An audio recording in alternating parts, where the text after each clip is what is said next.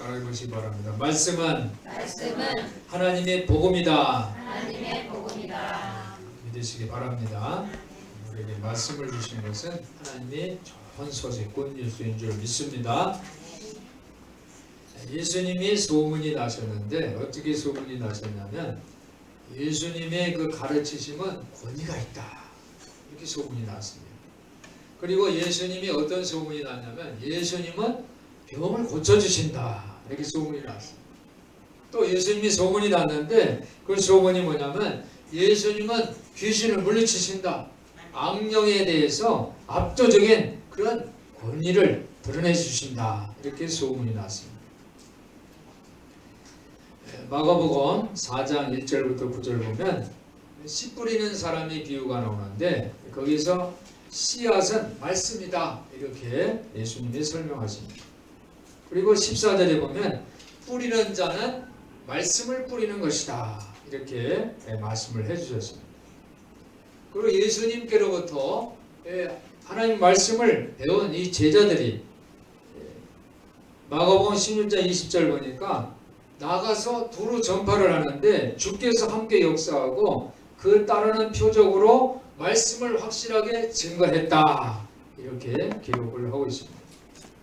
그리고 마가복음 1장 14절에 보니까 요한이 세례요한이 잡힌 후 예수님께서 갈릴리에 오셔가지고 말씀을 하시는데 때가 찼고 하나님 나라가 가까이 왔다, 회개하고 복음을 믿어라, 이렇게 말씀을 하셨습니다.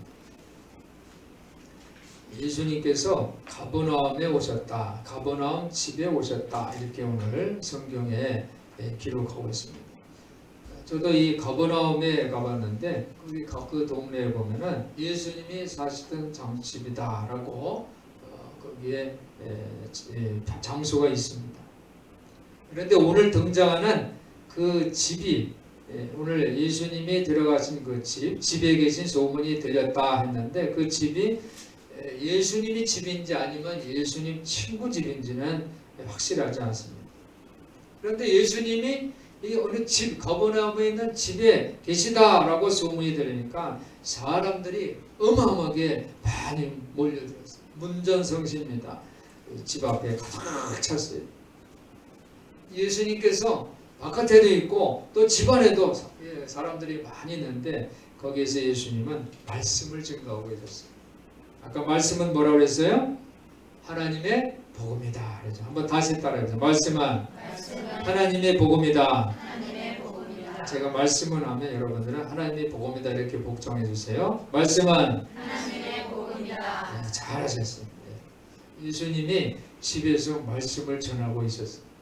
말씀을 전하고 있었는데 이 천장에서 뭐 이렇게 갉아먹는 소리가 들려요. 팍팍팍 긁어요, 천장에서.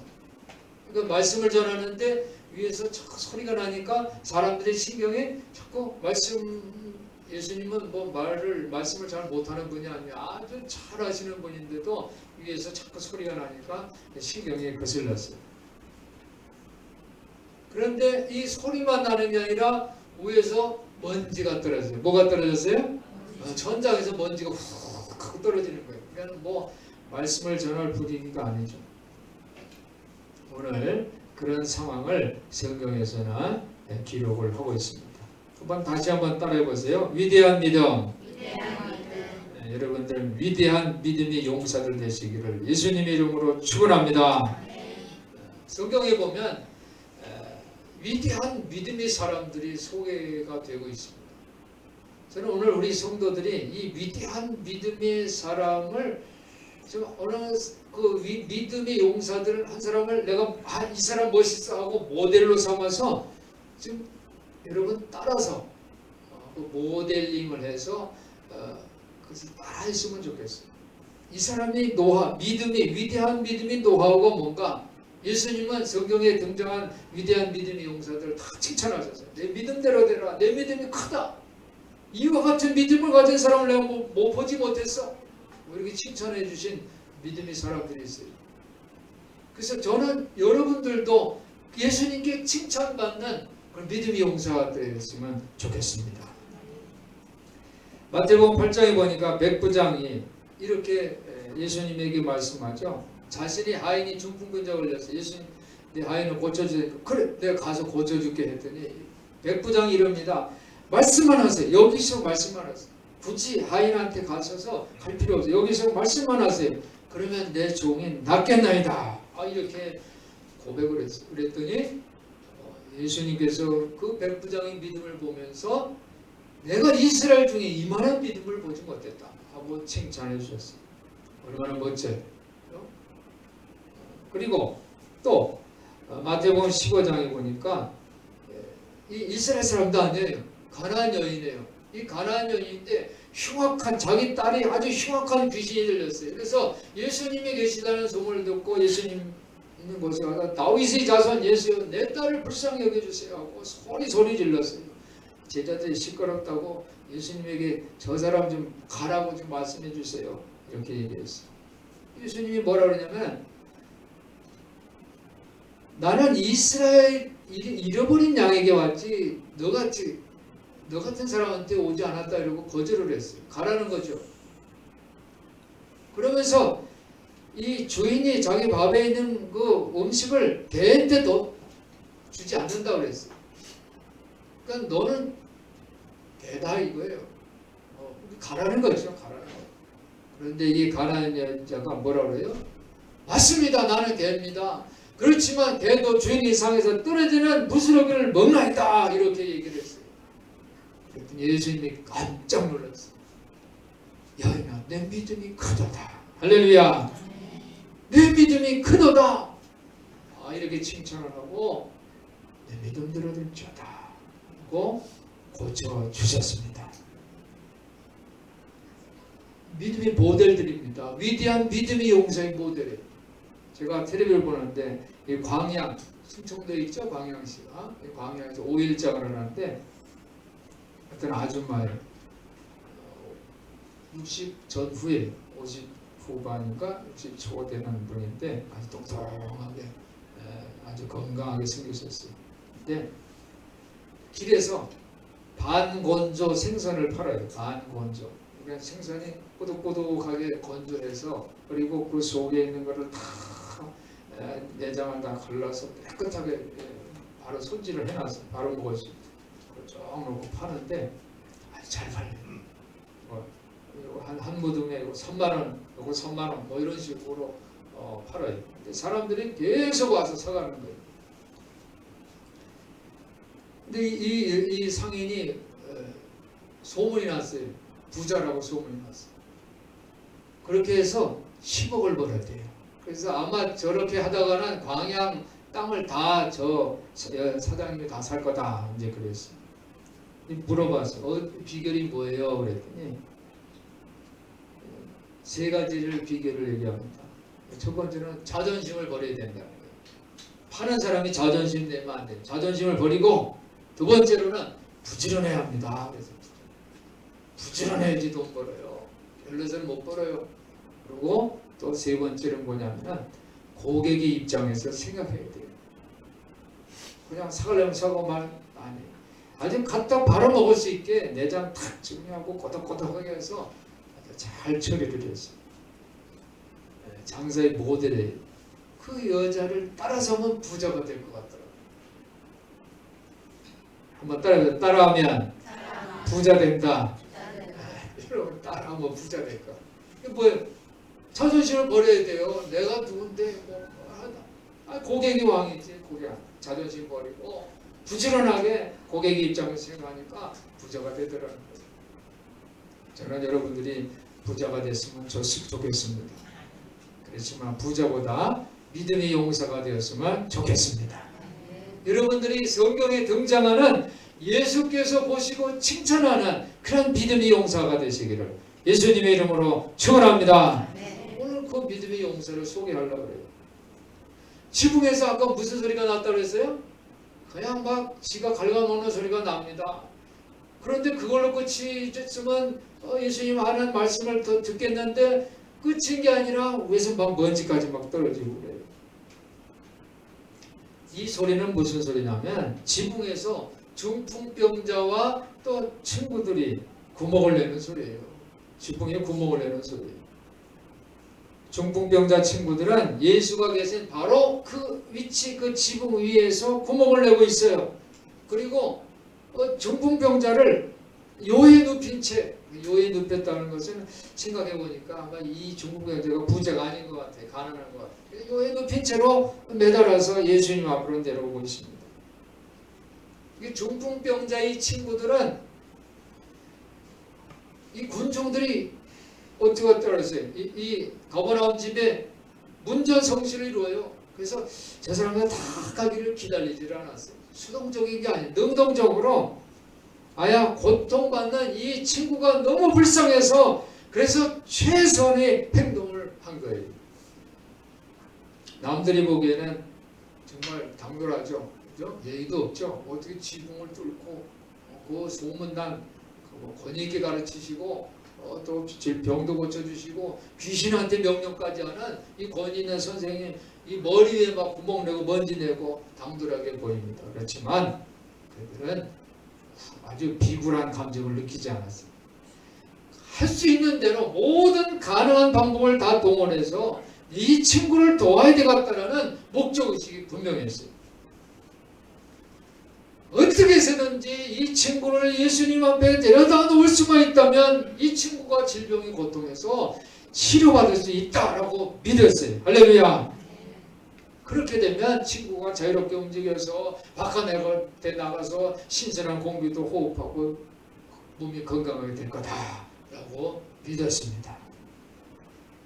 한번 따라해보세요. 위대한 믿음이다. 위대한 믿음이죠. 예수님 앞에만 데려다 놓으면 내 친구가 건강해야 될 것이다. 그래서 마음대로 돌아다니고 공기 좋은 맑은 공기도 마실 수 있을 것이다. 이렇게 믿었어요. 그리고 그 친구도 그 환자도 이 친구들이 그렇게 안 되니까 아예 됐어 이렇게 거절하는 게 아니라 그것을 허락했어요. 그대로 그 도움을 받아들였어요. 여러분 남들에게 도움을 요청하고 또 도움을 받아들이는 것은 하나님의 기적을 만날 수 있는 그런 기회인 것을 여러분 기억하시기를 바랍니다. 오래전입니다. 오래전 몇 년 전인데 우리 정희선 집사님 친구 김미경 성도 이야기를 하고 싶어요. 우리 정희선 집사는 자기 친구 학교 동창인데 뇌 수술을 한다는 소식을 듣고 아주 깜짝 놀랐어요. 그때부터 교회에서 이 친구가 낫게 해달라고 오늘도 이제 헌금에 계속 이렇게 기도문을 써서 지금 헌금을 하는데 우리 친구가 낫게 해달라고 그런 기도 제목을 쓴 헌금을 계속 드렸어요. 그리고 그 친구가 누워있는 그 침대에 자기가 갖고 있는 그 나무 십자가를 주면서 친구가 예수님을 만났으면 그런 희망을 갖고 친구한테 병원 침대 머리에서 이거 나무 십자가 붙들고 기도하라고 그렇게 권면을 했어요. 그리고 그것뿐 아니라 담임 목사님을 저를 친구 병원에 같이 가자고 해서 안수기도 해달라고 그렇게 요청을 해서 저도 병원에 갔었어요. 이 김희경 성도님은 그 후로 건강을 회복해서 큰 사랑교회 나가고 그리고 가족 이름이 새겨진 큰 사랑교회 표지간판을 교회에 헌납을 했어요. 저는 그때 정 집사님의 믿음을 기억을 하고 있습니다. 할렐루야. 여러분 우리는요 부활하신 예수 그리스도께 데려가고 싶어하는 그런 그리스도의 몸입니다. 우리 친구가 아프고 친구가 어려움을 당하면 그 친구를 불쌍히 여기고 그를 어떻게 예수 그리스도에게 데려가고 싶어하는 그리스도의 몸의 지체라는 것을 기억하시기를 바랍니다. 그리고 교회의 중보 기도 지원을 받을 때 우리는 건강하고 온전하게 될 줄 믿습니다. 어려움이 다 막혔던 장애물이 다 풀어지고 아팠던 질병이 다 고쳐지고 할렐루야 그렇게 될 줄 믿습니다. 예수로부터 우리가 죄가 용서받고 또 고통스러웠던 이 마음의 죄의식이 사라지고 예수님이 치료받았다. 내 죄가 용서를 받았다. 라는 선언을 받는 우리 성도들 다 되시기를 예수님의 이름으로 축원합니다. 오늘 5절 보니까 예수께서 저희 믿음을 보시고 그랬어요. 예수께서 이 네 사람의 믿음을 보셨어요. 그리고 환자에게 이렇게 얘기를 합니다. 내 죄가 용서받았다. 당시에는요, 이 질병이 죄하고 연관된다고 생각했어요. 옛날에는. 지금은 뭐 병들었다 하면 피 검사하고 뭐 해서 보면 뭐 나오잖아요. 바이러스에 걸렸다, 뭐 그죠? 몸에 뭐 혈관이 뭐 막혔다, 여러 가지 얘기를 하잖아요. 그런데 옛날에는 고대 시대는 병이 들었으면 죄하고 연관됐다고 이렇게 사람들이 생각했어요. 그래서 그 사람들한테 공적으로 그 병든 사람한테 내 죄가 용서받았다라고 선언을 하면요, 이 사람은 어떻게 몸이 회복이 되는 거예요. 옛날에 그렇게 믿었어요. 그렇잖아요. 우리가 병원에 갔다 의사 선생님이 한번 만져도 의사 선생님이 그런 얘기하죠. 실제 그 병하고 관련된 약을 줘서 먹는 경우도 있죠. 어떤 경우에는 그냥 의사가 이제 뭐 영양제 하나 이렇게 줘도 그거 먹고 낫는 경우도 있잖아요. 고대 시대에 그러니까 지금 시대가 과학 시대가 아니라 2000년 전 아주 고대 시대예요. 내 죄가 용서됐다. 그러면 사람들이 치유를 받는 거예요. 예수님은 지금 설교를 하고 말씀을 하시는데 집안이 먼지가 막 떨어지고 엉망진창이 됐어요. 그런데 그걸 용서해 주셨어요. 숨막히는 구조작전의 분위기는 필수적인 그 분위기, 그리고 환자가 말없이 말도 하지 못하고 자기 병이 고쳐지기를 갈망하는 그 눈, 예수님 보시고 질병을 고쳐주는 줄 믿습니다. 사랑하는 성도 여러분, 예수님은요 우리 인간적인 부족함, 연약한 부분을 만져주시고 도와주시는 것을 믿으시기를 바랍니다. 예수님은 오늘 이렇게 말씀합니다. 진짜 물리쳐야 하는 것은 죄라는 질병이다 라고 생각했어요. 진짜 물리쳐야 할 것은 죄예요, 죄. 그래서 이걸 물리쳐야 된다 하고 생각하시고, 그래서 예수가 내 죄가 용서를 받았다고 말씀해 주신 줄 믿습니다. 그런데 오늘 6절부터 7절 보니까 율법학자들, 여기 보니까 서기관들이 그렇죠? 어떤 서기관들이 거기 앉아서 마음에 의논하기를 그랬어요. 이 사람들이 생각은 달랐어요. 예수님이 죄를 용서하니까 이거는 신성모독이에요. 어떻게 인간이 죄를 용서할 수가 있어요? 하나님만이 하실 수 있는데, 이렇게 생각을 합니다. 그 당시 옛날에는 뭐요? 죄하고 병하고 죄하고 어떻게 된다고요? 연관된다고 그랬잖아요. 그래서 이 죄를 용서를 선언하는 거는 어떻게 했냐면은 제사장이 하나님 앞에 기도해서 그렇게 해서 그 절차가 있어야 돼요. 그런데 예수님이 뭘 소문나고 유명한 인사지만은 예수님이 내 죄가 용서됐다 하니까 이건 신성모독이다 이렇게 생각한 거예요.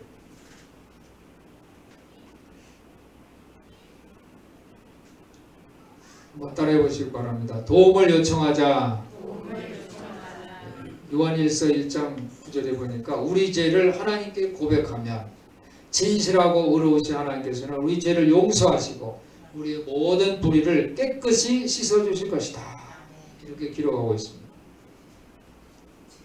우리가 도움을 받아들이면요 영적인 활력이 생기는 것을 기억하시기를 바랍니다. 중풍병자 친구들은 예수님께 도움을 요청했어요. 그런데 예수님은 조금도 망설이지를 않으셨어요. 여러분, 율법학자들이 이거 예수가 할 일이 아닌데, 이거 하나님이 하시는 일인데 라고 생각했다고 했잖아요. 그건 교만입니다.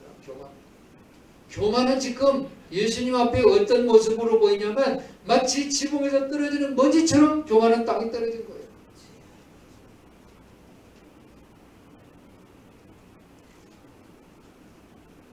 때로 우리가 남을 돕기 위해서 아무 눈치도 보지 않고 비범한 행동을 취해야 할 필요가 있습니다. 서로 돕고 사는 것은 인간의 기본 생활이에요. 필수적인 원리예요. 질병이든 죄의 고통이든 사람들은 서로 깊이 이해하며 도우며 살아야 할 줄 믿습니다. 우리 성도들이 서로 돕고 서로 권면하고 중보기도 하고 예수의 은혜를 받으시기를 주님의 이름으로 축원합니다.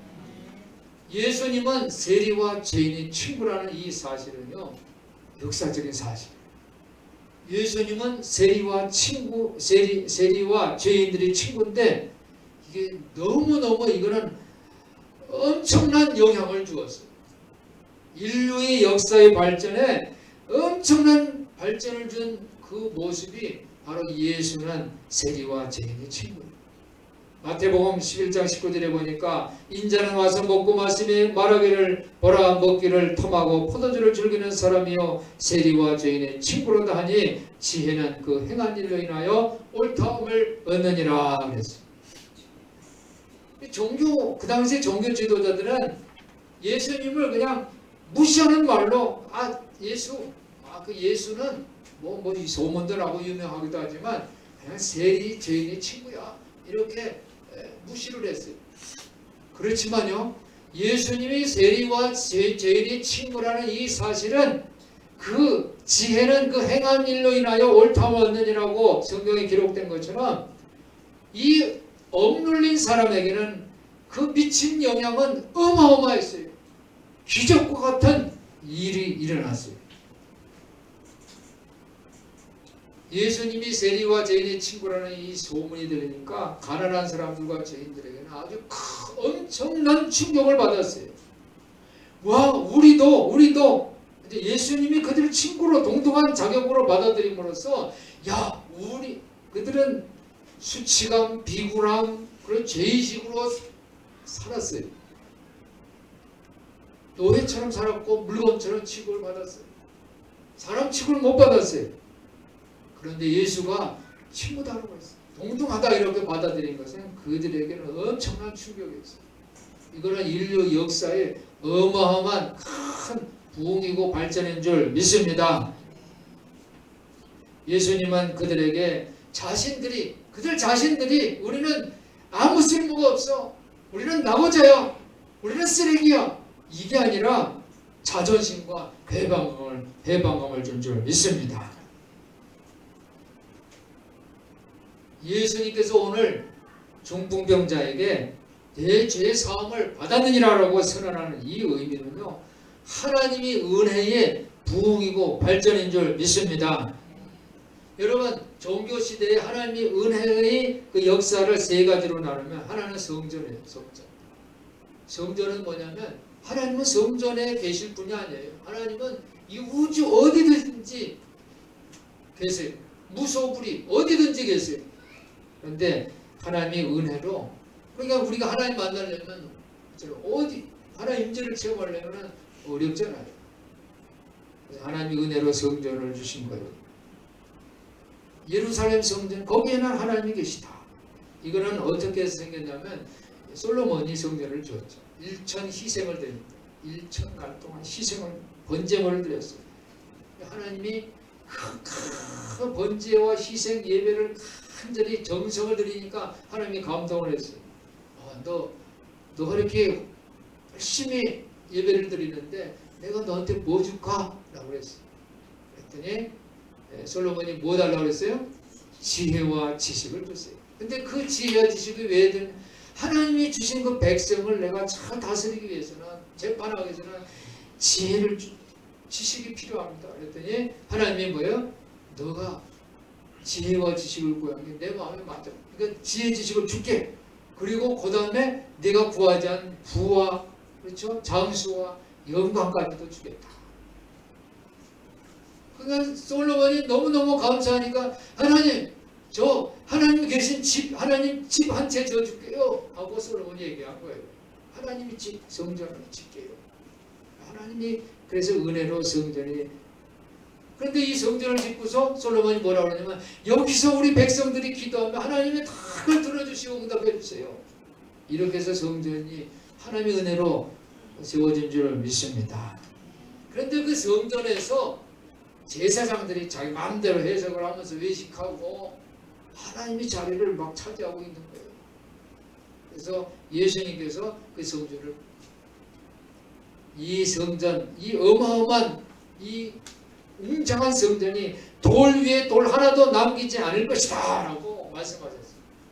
지금 예루살렘 성전은 있어요, 없어요? 없어요. 지금 예루살렘 성전은 없어졌어요. 거기 보면 통곡의 벽이라는 것밖에 안 남았어요.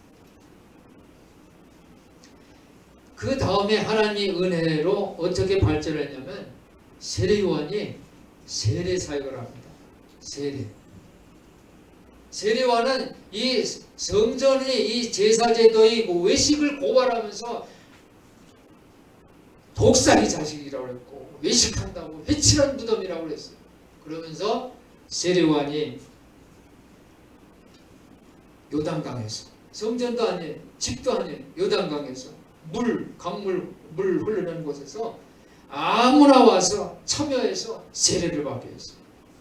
성전은 아무나 못 들어가요.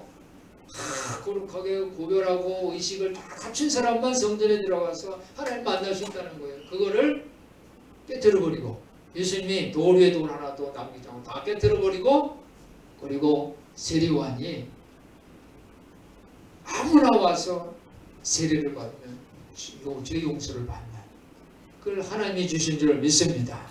그래서 성전 사역보다요 세례 사역이 더 위에, 더 부흥되고 발전한 모습이에요.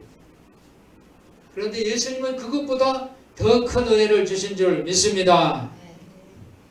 그러니까 죄 사함의 근거는 성전에 가서 구별됨을 인정받고 정당함을 인정받는 그거가 아니고, 또 세례라는 그 형식보다는 뭐예요? 믿음이에요. 믿음. 한번 따라해요. 오직 믿음. 이 믿음이라는 은혜를 주셨어요. 그래서 이 예수 시대에 많은 군종들, 세리와 죄인, 가난한 사람들, 억눌린 사람들은 예수님께로부터 믿음을 선물로 받은 줄 믿습니다. 믿음을 선물로 받았어요. 근데 어떤 믿음이냐면 죄 사함의 확신을 갖는 믿음이에요. 내 죄 사함을 받았느니라 라고 말씀하신 그 예수님 말씀에 확신을 가졌어요. 이것이 예수님이 보시는 위대한 믿음인 줄 믿습니다. 우리 성도들이 위대한 믿음의 용사들 되시기를 예수님의 이름으로 축원합니다. 오늘 8절을 보니까 예수님께서는 마치 자신이 하나님인 것처럼 행동을 하십니다. 속 마음에 저들이 속으로 이거 신성모독이지, 어떻게 사람이 죄를 용서하고 그래? 그 속을 예수님 보셨어요. 6절, 어떤 서기관들이 거기 앉아서 마음에 의논하기를, 마음에 의논한 거예요. 겉으로 하면. 그런데 8절에 보니까 저희가 속으로 이렇게 의논하는 줄을 예수께서 곧 중심에 아시고 10절에 보니까 그러나 인자가 땅에서 죄를 사하는 권세가 있는 줄을 너희로 알게 하려 하노라 말씀하셨어요. 할렐루야. 인자가, 즉 사람의 아들이 죄를 용서하는 권한이 있다고 예수님이 주장하신 거예요. 그러면서 예수님은 중풍병자의 병을 고쳐주신 줄 믿습니다. 중풍병자의 죄도 말끔히 제거해 주신 줄 믿습니다. 12절 보니까 그가 일어나고 성을 가지고 모든 사람 앞에서 나가거늘 그랬어요. 다 놀랐어요. 다 하나님께 영광을 돌렸어요. 할렐루야. 우리가 이런 일을 도무지 보지 못했다라고 사람들이 다 얘기했어요. 저는 예수님은 소문이 났다고 그랬죠. 어떤 소문이 났어요? 예수님은 말씀을 가르치는데 권위 있게 가르쳤다고 소문이 났어요. 또 예수님 어떻게 소문 났어요? 예수님은 병을 고쳐주신다. 그리고 예수님 어떤 소문이 났습니까? 예수님은 귀신들을 막 부렸어요. 막 나가라 그러고 막 쫓아내고 권위를 죽기 예수님 쫓아내시는 그런 소문이 나셨어요. 오늘 주제는 말씀은 하나님의 복음이다. 한번 따라해 보세요. 말씀은 하나님의 복음이다. 여러분, 말씀은 하나님의 복음입니다. 예수님 말씀하시면 그건 좋은 소식이에요. 여러분, 예수님 말씀을 들으시는 날 예수님 말씀을 들으시는 우리 성도들 되시기를 주님의 이름으로 축복합니다. 병자들을 위해서 예수님은 불쌍히 여기셨어요. 불쌍히 공렬히 여기셨어요. 그런데 이 적대자들, 외식하는 자들에게는 예수님은 그 마음속까지도 꿰뚫어 보십니다. 날카로운 통찰력을 가지셨어요. 예수님이 참된 정체성이 뭡니까? 예수님은 치유해 주시는 예수님인 줄 믿습니다. 예수님은 속마음을 꿰뚫어 보시는 예수님인 줄 믿습니다. 예수님은 죄를 용서하시는 예수님인 줄 믿습니다. 이 예수의 정체성이 오늘 드러납니다. 그래서 많은 사람들이 하나님을 찬양했다는 거예요. 하나님 나라의 복음을 선포하려는 예수님이 그 뜨거운 갈망이 실현되는 현장에 오늘 본문 내용이에요. 할렐루야. 마가복음 1장 38절에 보니까 이르시되 우리가 다른 가까운 마을들로 가자. 거기서도 전도하리니 내가 이를 위하여 왔노라 했습니다. 마가복음 1장 15절에 가라사대 때가 찼고 하나님 나라가 가까웠으니 회개하고 복음을 믿으라. 주님의 말씀하십니다. 우리 성도들이 죄의 사함의 확신을 갖는 믿음을 가지시기를 주님의 이름으로 축원합니다. 그래서 믿음은 이 성전의 제사보다 그리고 세례 형식을 갖는 세례요한의 사역보다 더 위대하고요. 저는 우리 큰 사람 함께 모든 성도들이 위대한 믿음의 용사들이 되었으면 좋겠습니다. 우리 성도들이 위대한 믿음의 용사들 다 되시고, 아까 광양의 그 부자 얘기를 했죠. 그 부자의 그 비결을 얘기했죠. 그렇죠? 어떻게 해서 부자 됐어요? 자존심을 버리고 부지런하고 고객 입장에서 하면 부자 된다 그러죠. 부자도 되시지만 믿음의 용사도 되시기 바랍니다. 어떻게 예수님께만 가면 고쳐주신다. 죄를 용서해 주신다. 예수님께만 가면 다 해결해 주신다. 귀신도 물러가고. 할렐루야. 건강하고 행복해야 될 줄 믿습니다. 여러분들이 이 위대한 믿음의 용사들 되서 내 믿음이 크도다. 이만한 믿음을 내가 보지 못했어. 이렇게 칭찬받는 우리 성도들 되시기를 예수님의 이름으로 축원합니다. 축원합니다. 기도하겠습니다. 하나님 아버지, 우리 성도들이 위대한 믿음의 용사들이 다 되게 하여 주시옵소서.